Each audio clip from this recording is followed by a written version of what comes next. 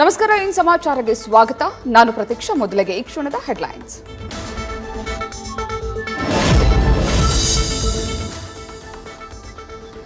ರಾಜ್ಯ ಕಾಂಗ್ರೆಸ್ನಲ್ಲಿ ತಾರಕಕ್ಕೇರಿದ power sharing fight. CM ಡಿಸಿಎಂರಿಂದ ಅಭಿಪ್ರಾಯ ಸಂಗ್ರಹಿಸಿದ ಎಐಸಿಸಿ ಅಧ್ಯಕ್ಷ. 3 ದಿನದಿಂದ ಬೆಂಗಳೂರಿನಲ್ಲಿ ಬೀಡು ಬಿಟ್ಟಿದ್ದ ಖರ್ಗೆ ಇಂದು ದೆಹಲಿಗೆ ವಾಪಸ್.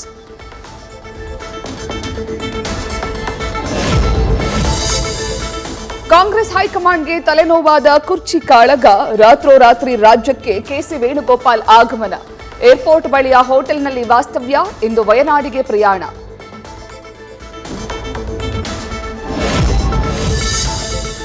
ದೆಹಲಿಗೆ ಹೋಗಿದ್ದ ಬಗ್ಗೆ ನಾನೇನು ಸಿಎಂಗೆ ವಿವರಣೆ ಕೊಟ್ಟಿಲ್ಲ.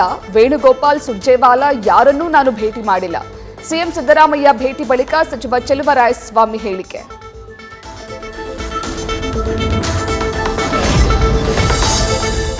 ಸಿದ್ದರಾಮಯ್ಯರನ್ನ ಮುಂದುವರಿಸುವ ಬಗ್ಗೆ ಹೈಕಮಾಂಡ್ ನಿರ್ಧಾರ ಮಾಡಲಿದೆ. ಖರ್ಗೆ ಭೇಟಿ ವೇಳೆ ನಾಯಕತ್ವ ಬದಲಾವಣೆ ಕುರಿತ ಚರ್ಚೆ ಆಗಿಲ್ಲ. ಕಲಬುರಗಿಯಲ್ಲಿ ಮಹಿಳಾ ಸಚಿವೆ ಲಕ್ಷ್ಮೀ ಹೆಬ್ಬಾಳ್ಕರ್ ಸ್ಪಷ್ಟನೆ.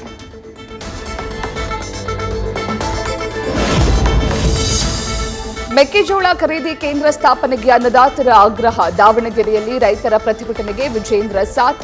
ಇಂದು ಹೋರಾಟದಲ್ಲಿ ಪಾಲ್ಗೊಳ್ಳಲಿರುವ ಬಿಜೆಪಿ ರಾಜ್ಯಾಧ್ಯಕ್ಷ. ಹುಬ್ಬಳ್ಳಿಯಲ್ಲೂ ಬೆಂಗಳೂರು ಮಾದರಿಯ ದರೋಡೆ ಕೇಸ್ ಬೆಳಕಿಗೆ. ಇಡಿ ಅಧಿಕಾರಿಗಳ ಸೋಗಿನಲ್ಲಿ 3 ಕೋಟಿಗೂ ಅಧಿಕ ಮೌಲ್ಯದ ಚಿನ್ನಾಭರಣ ದೋಚಿ ಪರಾರಿ. ಆರೋಪಿಗಳ ಪತ್ತೆಗೆ 2 ತಂಡ ರಚಿಸಿಕೊಂಡ ಪೊಲೀಸರು.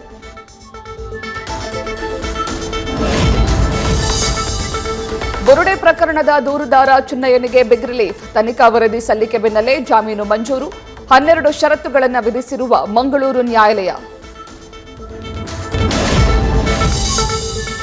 ನೇರ ಪಾವತಿ ಸೌಲಭ್ಯ ಕೆಲಸ ಕಾಯಂಗೊಳಿಸುವಂತೆ ಒತ್ತಾಯ. ಚಿಕ್ಕಮಗಳೂರಿನ ಸ್ಥಳೀಯ ಸಂಸ್ಥೆಗಳ ನೌಕರರಿಂದ ಹೋರಾಟದ ಎಚ್ಚರಿಕೆ. ಬೆಳಗಾವಿ ಚಲೋ ಮೂಲಕ ಸರ್ಕಾರದ ಗಮನ ಸೆಳೆಯಲು ಪ್ಲಾನ್.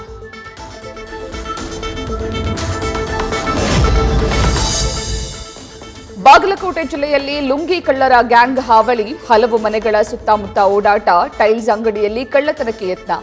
ಆರೋಪಿಗಳನ್ನು ಬಂಧಿಸುವುದಾಗಿ ಎಸ್ಪಿ ಸಿದ್ಧಾರ್ಥರಿಂದ ಭರವಸೆ. ಅರುಣಾಚಲ ಪ್ರದೇಶ ಚೀನಾದ ಭಾಗ ಎಂದು ಕಿರಿಕ್. ಶಾಂಘೈ ವಿಮಾನ ನಿಲ್ದಾಣದ ಅಧಿಕಾರಿಗಳಿಂದ ಭಾರತೀಯ ಮಹಿಳೆಗೆ ಕಿರುಕುಳ.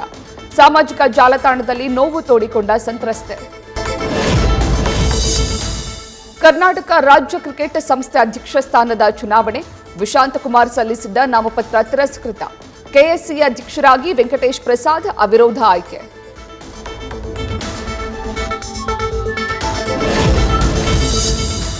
ಚೊಚ್ಚಲ ಟಿ20 ವಿಶ್ವಕಪ್ ಗೆದ್ದ ಭಾರತದ ಅಂಧ ಮಹಿಳಾ ತಂಡಕ್ಕೆ ಅದ್ಧೂರಿ ಸ್ವಾಗತ. ಬೆಂಗಳೂರಿನ ಕೆಂಪೇಗೌಡ ಏರ್ಪೋರ್ಟ್ನಲ್ಲಿ ಮಹಿಳಾ ತಂಡಕ್ಕೆ ಗೌರವ. ವಿಮಾನ ನಿಲ್ದಾಣದಲ್ಲಿ ಮಾರ್ಧನಿಸಿದ ಭಾರತ್ ಮಾತಾ ಕಿ ಜೈ ಜೈಕಾರ. ನ್ಯೂಸ್ ಫಸ್ಟ್, ನಿರ್ಭೀತಿಯಿಂದ ನಿಮ್ಮ ಪರವಾಗಿ.